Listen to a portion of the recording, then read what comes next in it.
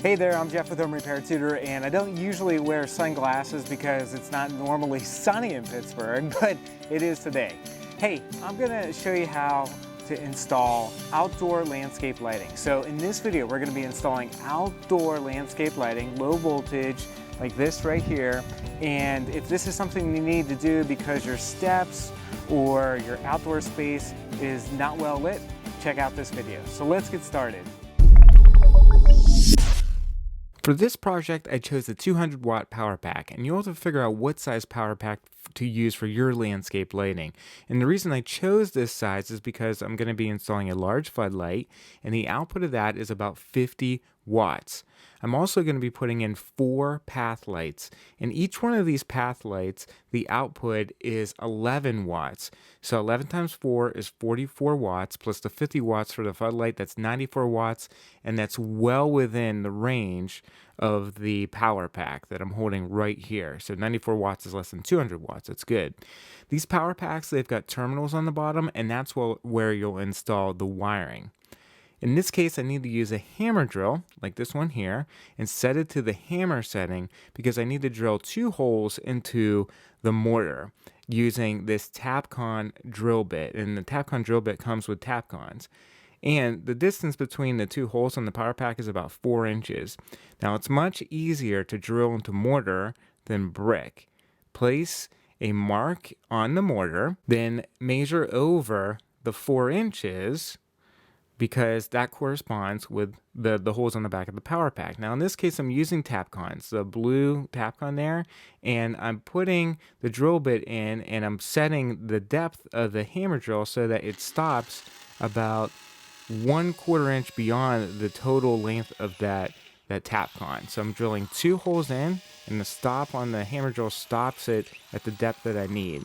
Now, I like using a driver like this one to drive the blue Tapcon screw into the mortar.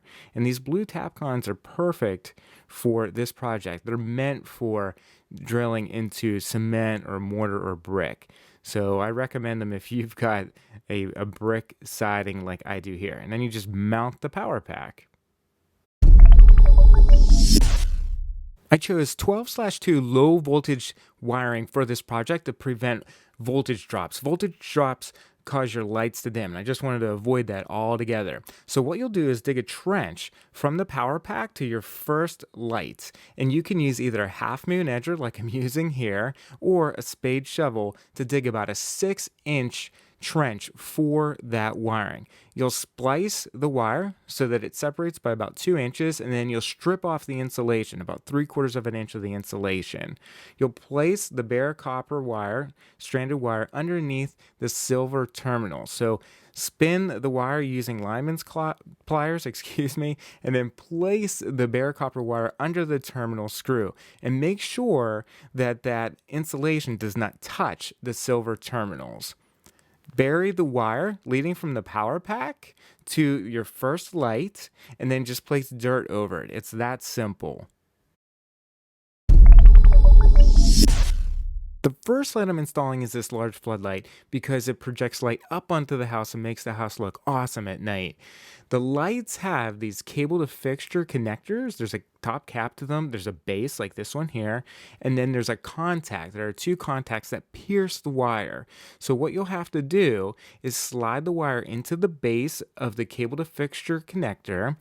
You want to slide it in just like this so it's held flush into the bottom of the base, because what will happen is you'll screw down the top that has those wire contacts on them.